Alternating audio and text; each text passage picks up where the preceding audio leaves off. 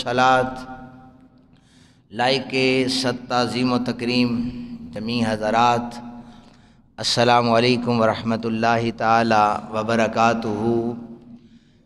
अल्लाह रब्बुल जलाल का हम पर करोड़ों एहसान है।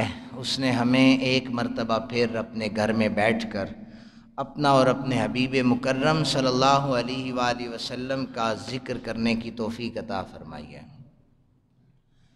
मेरी गुफ्तगू का उन्वान पिछले जुमे भी कुर्बानी के मसाइल के हवाले से था। फ़िक़्ह के जितने भी मसाइल हैं इनके बारे में नबी पाक सल्लल्लाहु अलैहि वसल्लम ने फ़रमाया, ये जो फ़िक़्ह का इल्म कोई हासिल करता है ना कोई बंदा, ये शैतान पर इस तरह हावी हो जाता है कि अगर इसके मुकाबले में एक आबिद 1000 साल इबादत करता रहे, ये शैतान पर इतना हावी नहीं होता जितना ये फ़िक़्ह का इल्म रखने वाला हावी हो जाता है। हमारे माशरे में एक चीज़ मैंने नोट की है कि हम फ़िक़्ह से बहुत ज़्यादा दूर हैं। हमारे पास फेसबुक, गूगल, ये ऐप्स आ चुकी हैं, सोशल मीडिया है, इंटरनेट की दुनिया ने, हम सोचते हैं कि हमारे मसाइल को आसान कर दिया है। इन्होंने मसाइल को एक आम बंदा सोचता है कि आसान कर दिया है, लेकिन अगर कोई हमारी नज़र से देखे तो उन्होंने लोगों को उलझाव का शिकार कर दिया है। लोग उलझनों में गुम हो चुके हैं। हर बंदा ये सोचता है कि सोशल मीडिया पर आने वाला किसी के पास इल्म है या नहीं है, कोई आलिम है या नहीं है, वो अपने तय मसले को बयान करेगा और हम उसे सुनेंगे और हमें इल्म दीन हासिल हो जाएगा।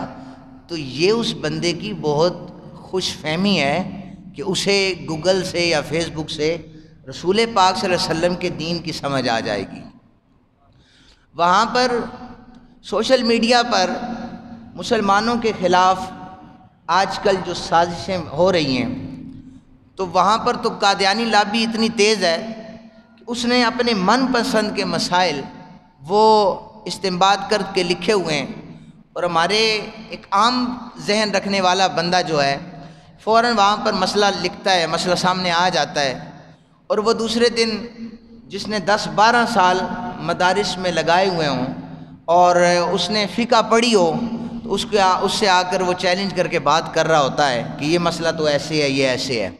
मैं आपको, आपके इल्म में होगा कि मैं ऐसे मसाइल पर तवज्जो दिलाता हूँ आप लोगों की जो माशरे में हमारी रोज़मर्रा ज़िंदगी में पाए जाते हैं। आपने ये भी देखा होगा कि मैं फ़ज़ाइल से हटकर मसाइल पर ज़्यादा गुफ्तगू करता हूँ ताकि जो मेरे सामीन हैं, सुनने वाले हैं, इन्हें कम से कम रसूल पाक सल्लल्लाहु अलैहि वसल्लम के दीन की समझ हासिल हो जाए। आप लोग जब आते हैं, हज़रत ज़ियाउल उम्मत जस्टिस पीर मोहम्मद करम शाह साहिब अल अज़हरी रहमतुल्लाह ताला अलैह ने फरमाया था कि कोई शख्स 1 घंटा जब खिताब करता है, तो अगर वो अपने खिताब के दौरान अगर कोई अपने सामीन के जहन में कोई इल्मी बात या इल्म नहीं न डाल सकता, तो वो ये ना समझे कि मैंने अपना 1 घंटा ज़ाया किया है। अगर उसके सामने 100 बंदा बैठा है तो समझ ले कि उसने 100 बंदे का 100 घंटा ज़ाया किया है।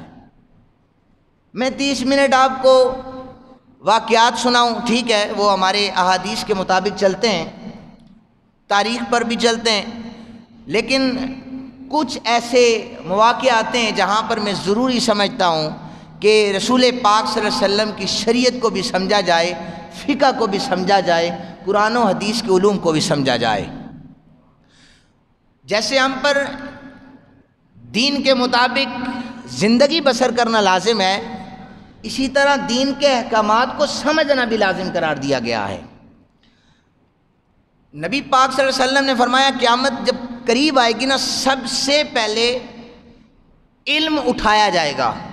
तो इस इल्म से यही मुराद है जो फ़िक़्ह का इल्म है, ये उठा लिया जाएगा। और आपको एक बात और बताता चलूँ, नबी पाक सल्लल्लाहु अलैहि वसल्लम जब भी कोई अमल करते थे तो सहाबा किराम ने कभी ये नहीं पूछा हुजूर ये फ़र्ज़ है या वाजिब, मुस्तहब है या मुबाह, मकरूह है, मकरूह तंज़ीही है, तहरीमी है। ये सवालात सहाबा ने नहीं किए। अब कोई ये कहे ना कि उधर नहीं होते थे अब क्यों होते हैं, तो ये मामला अलग है। لیکن صحابہ نے اس لیے نہیں کیے کہ شارع اسلام جو خود شریعت لے کے آئے وہ عمل جب کرتے تھے صحابہ کو پتہ ہوتا تھا یہ عمل حضور مستقل کر رہے ہیں تو اس کا درجہ قرآن میں آیا ہے، احادیث میں بیان ہو چکا ہے۔ آپ کو ایک اور آپ کے نالج میں اضافہ کر دوں کہ نبی پاک صلی اللہ علیہ وسلم کے دور میں 1,24,000 صحابہ کرام موجود تھے، ان میں 100 سے زائد صحابہ کرام ان میں مفتی بھی تھے، مجتہدین کی تعداد بھی درجنوں سے زیادہ تھی۔ نبی پاک صلی اللہ علیہ وسلم کے چرنوں میں بیٹھ کر صحابہ کرام علم دین سیکھتے پھر اسے پھیلاتے تھے۔ یہ بات آپ کے لیے بڑی نہیں ہے کہ میں اگر آپ سے یہ پوچھوں کہ 1,24,000 کم و بیش صحابہ کرام میں سے فقہ کے کتنے سوالات حضور سے ہوئے ہوں گے؟ آپ کی زندگی میں صحابہ کرام نے فقہ کے کتنے سوالات کیے ہوں گے؟ تو شاید اس کا جواب آپ کو نہ مل سکے، تو میں آپ کو بتاتا ہوں فقہ کے جو سوال نبی پاک صلی اللہ علیہ وسلم کے چرنوں میں بیٹھ کر کرنے والے صحابہ کرام نے کیے ہیں، ان کی تعداد صرف 13 ہے۔ کتنی تعداد ہے؟ وہ ایسے مسائل تھے، خیر ان کا تعلق میرے عنوان سے نہیں ہے اس لیے میں وہ بیان نہیں کرتا، لیکن ٹوٹل 13 مسئلے صحابہ نے پوچھے ہیں، ٹوٹل 13 مسئلے۔ لیکن فقہ کی کتابیں کھولیں تو فقہ بھری پڑی ہے، اس لیے کہ حضور عمل کرتے تھے، صحابہ کرام رضوان اللہ تعالیٰ عنہ مجمعین دیکھتے تھے یہ مستقل ہے، پھر اس کا حکم قرآن میں ہے، یہ فرض ہے، جو احکامات نبی پاک صلی اللہ علیہ وسلم کچھ کرتے پھر چھوڑ دیتے انہیں، پھر آگے اس کے بعد چلتے گئے، اور اس کے بعد امام اعظم ابو حنیفہ رحمۃ اللہ تعالیٰ علیہ، امام مالک رحمۃ اللہ علیہ، جتنے بھی ائمہ فقہاء ہیں انہوں نے پھر فقہ یہ صحابہ کرام سے تابعین سے لی کہ نبی پاک صلی اللہ علیہ وسلم تواتر کے ساتھ کون سے کام کرتے تھے، مستقل کون سے کام کرتے تھے، چھوڑتے کسے تھے۔ بہرحال جو فقہ کا علم ہے جو بندہ یہ سیکھ لیتا ہے، نبی پاک صلی اللہ علیہ وآلہ وسلم نے فرمایا کہ اللہ تعالیٰ جب کسی سے بھلائی کا ارادہ فرماتا ہے نا اپنے بندے سے، کیا کرتا ہے؟ جب کسی بندے سے بھلائی کا ارادہ فرماتا ہے اسے پھر فقہ کی سمجھ عطا فرما دیتا ہے، اسے دین کی سمجھ عطا فرما دیتا ہے، اور پھر بندہ بزرگ ہو جائے دین کی سمجھ ہی نہ ہو، ابھی بھی اگر اسے مسائل سے آشنائی نہ ہو تو پھر حدیث ہمیں کہہ رہی ہے نا کہ اللہ جس بندے سے بھلائی کا ارادہ کرتا ہے اسے دین کی سمجھ عطا کر دیتا ہے۔ تو دین کو اب بھی سمجھیں، اب بھی آپ کی زندگیاں کتنی ہیں، اس عمر میں بھی اگر کوئی بزرگ ہے، جوان ہے، بچہ ہے، وہ دین مصطفیٰ کریم صلی اللہ علیہ وسلم کو سیکھے، فقہ کو سیکھے، شریعت مصطفیٰ کو سیکھے، تاکہ ہماری زندگی میں آسانیاں پیدا ہو جائیں۔ اب دیکھیں قرآن پاک کو سمجھنے کے لیے بھی فقہ کا علم بہت ضروری ہے۔ آپ پڑھتے ہیں نا، آپ قرآن پڑھیں، آپ کو قرآن کی آیت ترجمہ بتائے گی، آپ کو کیا سمجھ آئے گی، لیکن آپ نے جب تک فقہ کا علم نہیں سیکھا اس وقت تک آپ کو قرآن کی سمجھ نہیں آئے گی، پھر آپ وہ رٹی رٹائی آیات پڑھتے چلے جائیں گے، آپ کو پتہ نہیں ہوگا کس کے بارے میں۔ تو اللہ تعالیٰ جس بندے سے بھلائی کا ارادہ فرما دیتا ہے اسے دین کی سمجھ عطا فرما دیتا ہے۔ اور حضور نے فرمایا کہ تم کبھی کبھی جنت کی کیاریوں میں سے گزرا کرو۔ یا رسول اللہ یہ جنت کی کیاریاں کیا ہیں؟ حضور نے فرمایا تم علماء کے پاس بیٹھا کرو، یہ جنت کی کیاریاں ہیں۔ اجویریہ مسجد والو جمعے کا خطبہ اس نیت سے سننے کے لیے آیا کرو کہ ہمیں مصطفیٰ کریم صلی اللہ علیہ وسلم کے دین کا کوئی علم حاصل ہو جائے، ہمیں شریعت مصطفیٰ حاصل ہو جائے، ہمیں فقہ کا علم حاصل ہو جائے۔ تو حدیث کے مطابق آپ جمعے کے خطبے میں جتنی دیر یہاں پر بیٹھیں گے آپ جنت کی کیاریوں میں بیٹھے ہوئے کریں گے۔ گھر سے یہ نیت لے کے آیا کریں، اللہ تعالیٰ ہم سب کو عمل کی توفیق عطا فرمائے۔ در مختار اور بہار شریعت یہ دونوں جید کتب ہیں فقہ کی۔ اب میں مسائل کی طرف آ رہا ہوں۔ آج کل چونکہ قربانی کے حوالے سے ہے اور میں وہی بیان کروں گا، میں نے آپ کی پہلے عرض کیا ہے کہ جو پورے ہفتے میں مسائل پوچھے جاتے ہیں پھر میری کوشش ہوتی ہے ایک بندہ پوچھ رہا ہے پھر 100 کو پتہ چل جائے۔ عیب دار جانور کے حوالے سے ہے کہ ایسا عیب دار جانور جو خود چل کر قربان گاہ تک نہ جا سکے، اور ایسا جانور جو آنکھ سے دیکھ نہ سکے، اور ایسا جانور جس کی بیماری ظاہر ہو جائے۔ آج کل جانوروں میں بیماریاں بھی ہیں، تو اللہ تعالیٰ سب کو انہیں بھی سلامت رکھے، جنہوں نے قربانیاں کی ہیں ان کی قربانی قبول کرے۔ تو جس کی بیماری واضح ہو جائے ایسے جانور کی قربانی نہیں ہے۔ اب ایک بندہ عیب دار جانور کو نہیں خریدتا اس لیے کہ اس کی قربانی ضائع نہ ہو جائے، ایسا ہی ہے؟ تو عیب دار جانور سے بچنے کے لیے منڈی میں صبح سے شام تک پھرتا ہے، میں ایسا جانور لوں جس میں عیب نہ ہو، جانور بے عیب ہو۔ تو میری اتنی سی گزارش ہے، بے عیب جانور ڈھونڈنے والوں کبھی اپنے اندر بھی یہ دیکھ لینا کہ جانور بے عیب خرید رہا ہوں، میرے اندر کتنے عیب موجود ہیں، میرے اندر کتنے عیب موجود ہیں۔ جس پیسے سے میں جانور خریدنے لگا ہوں وہ میرا پیسہ حلال ہے یا حرام ہے؟ اگر میرا پیسہ حرام ہے اور میری زبان سے تو میرا پڑوسی، میرا بھائی، میرا رشتہ دار محفوظ نہیں ہے، تو پھر مجھے بے عیب جانور ڈھونڈنے کی ضرورت بھی نہیں ہے، کیونکہ پھر آپ قربانی کر رہے ہیں بے عیب جانور کی۔ کیوں جی؟ ہم نے تو حدیث اس لیے سن رکھی ہے کہ جو بے عیب ہوتا ہے وہ ہمیں اپنے اوپر سوار کروا کر وہ تو ہمیں پل صراط سے پار کروائے گا۔ ٹھیک ہے، یہ حدیث موجود ہے، لیکن جانور بے عیب ہوگا وہ پار کسے کرائے گا؟ جو عیب دار بندہ ہوگا اسے کروائے گا، جس نے ساری زندگی دین سیکھا ہی نہیں ہے، جس نے ساری زندگی نماز پڑھی نہیں ہے۔ اچھا، ایک اور چیز میں آپ کو یہاں پر بیان کرتا چلوں کہ یہ جو جب ذوالحجہ کا چاند نظر آتا ہے نا تو ناخن کاٹنا، زیر ناف بال کاٹنا، جسم کے کسی حصے سے بال کاٹنا، یہ مستحب عمل ہے۔ مجھے اس ہفتے میں نا سب سے زیادہ جو اگر آپ یہ کہہ لیں نا مسئلہ پوچھا گیا ہے وہ یہی پوچھا گیا ہے، جناب ہم ناخن کاٹیں یا نہ کاٹیں، ہم بال کاٹیں یا نہ کاٹیں؟ اور بھائی فرائض موجود ہیں، جو واجبات ہیں وہ بھی موجود ہیں، آپ کو اتنا شوق کیوں آ رہا ہے مستحب پر عمل کرنے کا؟ اس کا ثواب ضرور ہوگا آپ کو، میں ہرگز یہ نہیں کہتا کہ ثواب نہیں ہوگا، ثواب ضرور ہوگا، لیکن ایسا مستحب عمل، یہ فقہ کا اصول بتا رہا ہوں، جس کو آپ فرض کا درجہ دے رہے ہیں، فرض کا درجہ کسی بھی مستحب عمل کو ملے گا وہ عمل حرام ہو جائے گا۔ میں کل بھی ایک بزرگ آئے، انہوں نے مجھے ایک مسجد کا حوالہ دیا، فلاں خطیب صاحب نے کہا نہیں کاٹنے، خبردار۔ کہتے دیکھیں نا جی میرے تو خط سارے بڑے ہوئے ہیں، ناخن دیکھیں میرے، اس طرح وہ مجھے عصر کی نماز بتا رہے، میرے ناخن دیکھیں آپ نے؟ میں نے کہا آپ کو کس نے کہا نہ کاٹیں؟ یہ تو حدیث کہتی ہے مستحب ہے۔ انسان کو تو شریعت نے یہ بتایا ہے کہ پاک صاف رہنا چاہیے، صفائی نصف ایمان ہے۔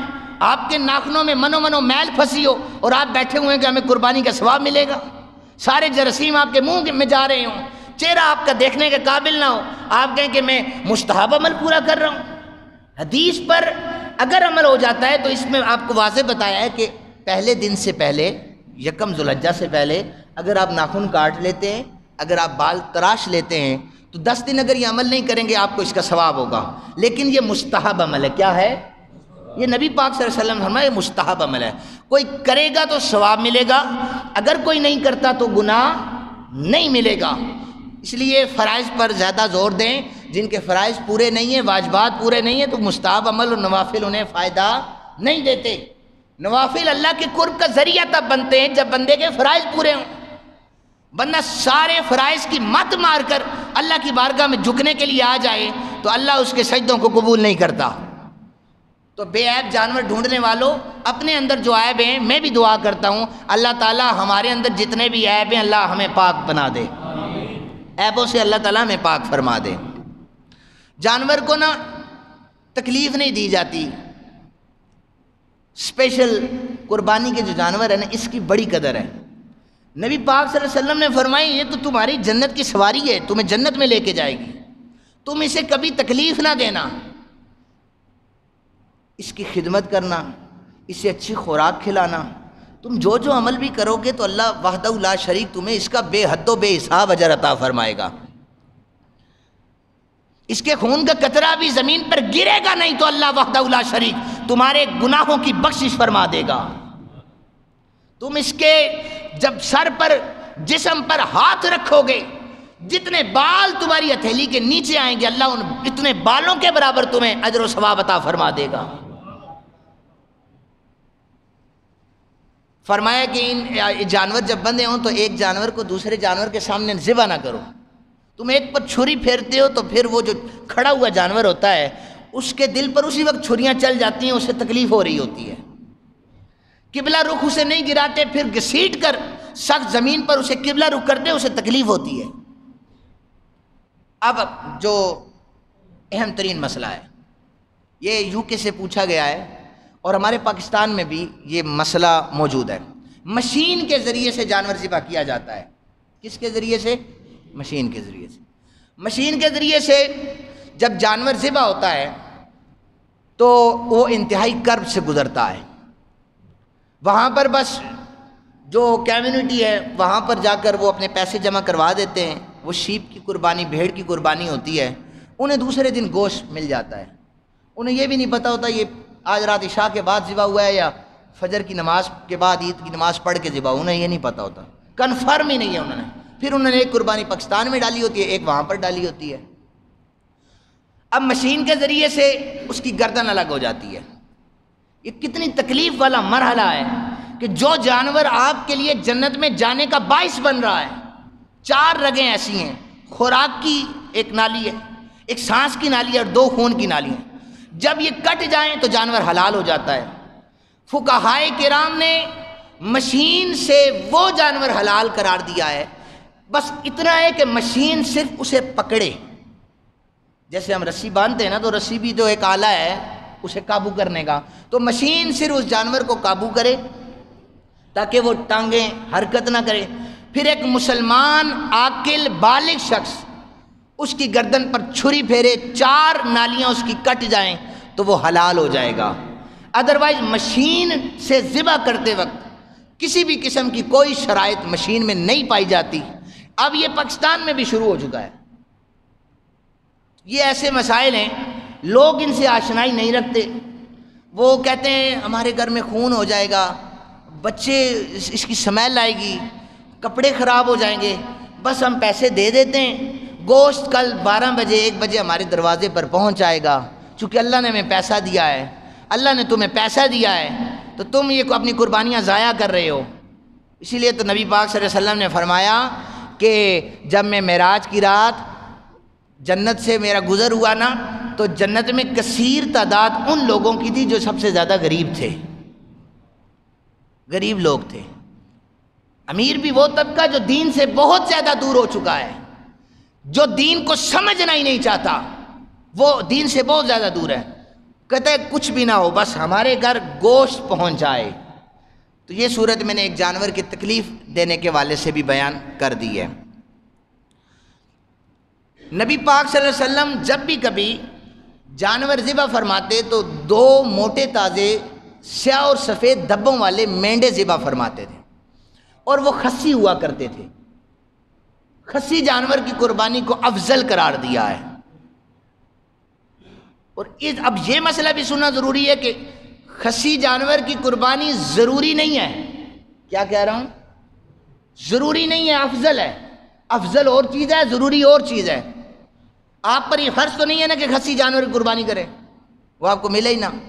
نبی پاک صلی اللہ علیہ وسلم نے جب بھی کی خصی جانور کی قربانی کی، اگر یہ آپ کو مل جاتا ہے تو اس قربانی کا زیادہ ثواب ہے کہ ہمارے پاک نبی صلی اللہ علیہ وسلم نے اس کی قربانی کی ہے۔ لیکن فقہائے کرام نے لکھا ہے یہ ضروری نہیں ہے، اگر آپ دوسرا جانور بھی کرتے ہیں تو اللہ تعالیٰ آپ کو اس کا بھی اجر عطا فرما دیتے ہیں۔ اسی طرح ایک اور مسئلہ حصوں کے حوالے سے ہے۔ ایک جانور خریدتے ہیں نا تو وہ کہتے ہیں کہ ہم نے 6 بندے ہیں، ہم 6 بندے، اس میں ہم نے 6 حصے رکھ لیے ہیں، اب ایک حصہ بچ رہا ہے، ہمیں بندہ کوئی نہیں مل رہا، ہمیں بندہ کوئی نہیں مل رہا، ہم ایک اور حصہ کرنا چاہتے ہیں۔ تو پھر وہ سوچ و بچار کے بعد ایسا کرتے ہیں کہ ہم 6 مل کر پیسے جمع کرتے ہیں، 3-3 ہزار، 5-5 ہزار، ایک حصے کی رقم مل جاتی ہے، ہم پھر اس سے نبی پاک صلی اللہ علیہ وسلم کے نام کی قربانی کر لیں گے۔ تو سنیے، اس طرح کی قربانی درست نہیں ہے، سب کی قربانی ضائع ہو جائے گی۔ جو نبی آپ کی خاطر غاروں میں روتا رہا، آپ کی شفاعت کرے گا، آپ چندہ کر کے ان کے لیے قربانی کر رہے ہیں، یہ تو سیدھا سیدھا پہلی بار ادب کے خلاف ہے۔ اور دوسرا جو ہمیں فقہ بتاتی ہے مسئلہ کہ جب 6 بندے ہوں تو پیسے جمع کر کے وہ کبھی بھی ایک قربانی ڈائریکٹ نہیں کریں گے۔ اب مسئلہ یہ ہے کہ جب وہ پیسے جمع کریں گے پھر وہ جو بندے ہوں گے نا 6، ان میں سے کسی ایک کو مالک بنائیں گے، وہ پیسے ہبہ کریں گے کہ 20,000 کا حصہ ہے، ہم 6 لوگ ہیں، اب یہ ہم آپ کو ہبہ کرتے ہیں کہ آپ ان پیسوں کے مالک ہیں، اب آپ رسول پاک صلی اللہ علیہ وسلم کے نام کی قربانی کریں۔ جب وہ حضور کے نام کی قربانی کرے گا تو 7 کو 7 ثواب عطا ہو جائے گا۔ ہبہ جب رقم ہوگی اس صورت میں ثواب سب کو ہوگا، سب کی طرف سے قربانی ادا ہو جائے گی، لیکن ہبہ نہیں کریں گے تو ان کے جو پیسے ڈیوائیڈ ہوں گے اس سے اگر ایک حصہ بھی کسی جانور میں قربانی کی تو سب کی قربانی رائے گاہ چلی جائے گی۔ تقسیم شدہ پیسوں سے قربانی جائز نہیں ہے، اور یہی مسئلہ ہے کہ گھر کے افراد ہیں، کسی پر بھی واجب نہیں ہے، بیٹا بھی کماتا ہے، باپ بھی کماتا ہے، تو ان کے پاس جو رقم ہے وہ نصاب کے برابر نہیں جاتی، وہ صاحب استطاعت نہیں ہے، کوئی 4,000 ڈالتا ہے، کوئی 3,000 ڈالتا ہے، کوئی 10,000 ڈالتا ہے، وہ کہتے ہیں ہم اچھا سا بکرا ذبح کریں گے پورے گھر کی طرف سے ایک، اس طرح بھی قربانی درست نہیں ہے۔ اس صورت میں بھی یہی ہے، آپ مسئلہ یہ فارمولہ یاد رکھیں، اس صورت میں بھی وہ کسی ایک بندے کو، ابا جی کو، بیٹے کو ہبہ کریں گے وہ رقم کہ یہ آپ کو ہم مالک بنا رہے ہیں، اب آپ اپنی طرف سے قربانی کریں، سب کو اللہ تعالیٰ اس کا اجر عطا فرما دے گا۔ اب ایک اور اہم ترین مسئلہ جہاں پر آپ لوگ سوچیں گے، رد المختار، ہدایہ فقہ کی حاشیہ ابن العابدین ساری کتب میں موجود ہے، ایک امیر بندہ جانور خریدتا ہے اور جانور گم ہو جاتا ہے، ایک غریب بندہ جانور خریدتا ہے پھر جانور گم ہو جاتا ہے۔ ایک امیر بندہ جانور خریدتا ہے، جانور گم ہو جاتا ہے، ایک غریب بندہ جانور خریدتا ہے، گم ہو جاتا ہے۔ امیر اگر اس گم ہونے والے جانور کے بعد بھی صاحب استطاعت ہے تو وہ نیا خریدے گا، صاحب استطاعت ہے تو وہ نیا خریدے گا، اگر نیا نہیں خریدتا تو عید کے بعد پھر وہ جتنی رقم کا جانور ہوگا اتنی رقم وہ صدقہ کر دے گا، یہ اس کا کفارہ ہے۔ اب غریب بندہ جو ہے اس کا جانور گم ہو گیا تو وہ تو صاحب نصاب ہی نہیں ہے نا، اس کے بعد جو پیسے دے ختم ہو گئے، اس پر پھر قربانی نہیں ہے۔ لیکن امیر کا جانور گم ہوا، غریب کا ہوا، پھر دونوں کو مل گیا، واپس دونوں کو دوبارہ مل گیا، اور ملنے سے پہلے پہلے غریب نے کہا اتنے شوق سے لیا تھا، میرا دل ہے قربانی کروں، میں ایک اور خریدوں گا۔ ملنے سے پہلے غریب نے بھی نیا خرید لیا، امیر نے بھی نیا خرید لیا، دونوں کو گم شدہ جانور واپس مل گئے، 4 ہو گئے جانور۔ کتنے جانور ہو گئے؟ امیر کے لیے حکم ہے کوئی ایک ذبح کر لو۔ کیا حکم ہے امیر کے لیے؟ بولیں، آپ بولیں نا یار۔ امیر کے لیے حکم ہے، غریب کے لیے حکم ہے دونوں ذبح کرنے ہیں۔ کیوں؟ میں نے آپ سے شروع میں کہا نا، فقہ سمجھنا اتنا آسان کام نہیں ہے، یہ کھیل تو ہے نہیں جو مفتی گوگل ہمیں بتا دے گا، جو فیس بک پہ بیٹھا ہوا کوئی انجینئر ہمیں بتا دے گا۔ غریب کے لیے مسئلہ یہ ہے کہ دونوں کو ذبح کرنا ہے، واجب ہو گئی ہے۔ امیر کے لیے جسے چاہے ذبح کر دے، جسے چاہے بیچ دے۔ کیوں؟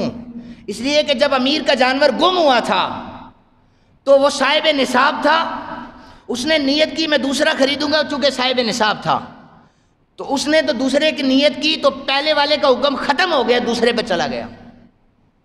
غریب جو تھا وہ پہلے صاحب نصاب تھا، جانور گم ہو گیا، وہ صاحب نصاب نہیں رہا، اس نے دوبارہ نیت کی کہ اب میں دوں گا جانور۔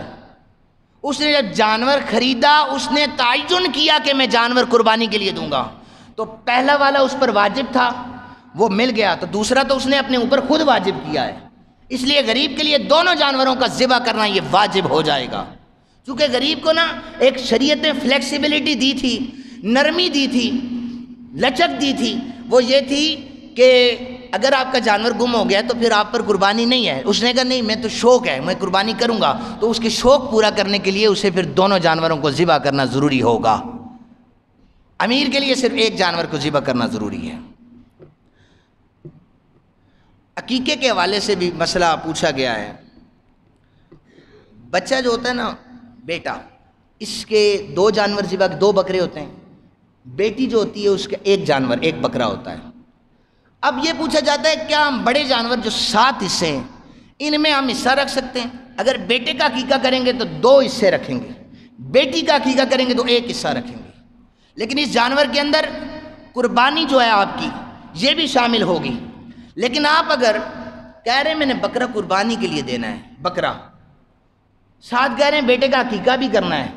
چھوٹے جانور میں ایک نیت ہوگی، دو نیتیں نہیں، یا وہ عقیقہ ہوگا یا وہ قربانی ہوگی. ثواب تو اس ذات نے دینا ہے. آپ نے نیت کی نا عقیقہ کروں گا، تو پھر آپ کی قربانی کوئی نہیں ہے. پھر آپ کو عقیقہ جو کریں گے نا وہ سنت کا ثواب ہوگا. پھر آپ پر کفارہ ہو جائے گا کہ قربانی تو واجب تھی وہ تو کی نہیں ہے، آپ تو عقیقہ کر رہے ہیں. اس لیے ڈبل مائنڈ نہ بنائیں. ادھر کوئی پوچھتا ہے تو جناب عقیقہ کر رہا ہوں، ادھر کوئی پوچھتا ہے جناب میں اپنی قربانی کر رہا ہوں. ساروں کو راضی کیا ہوا ہے تاکہ کوئی کہ جناب قربانی ہو رہی ہے. بڑے جانور میں 7 حصے. اگر بیٹے کا عقیقہ ہوگا تو 2 حصے، بیٹی کا عقیقہ ہوگا تو 1 حصہ ہوگا. یہ فقہائے کرام نے، امام اعظم ابو حنیفہ رحمۃ اللہ تعالی علیہ نے اس کا جواز لکھا ہے. 1-2 مسائل انشاءاللہ میں سنتوں کے بعد بیان کروں گا. اللہ تعالیٰ سے دعا ہے اللہ تعالیٰ ہمیں دین متین سیکھنے کی توفیق عطا فرمائے. وما علینا الا البلاغ.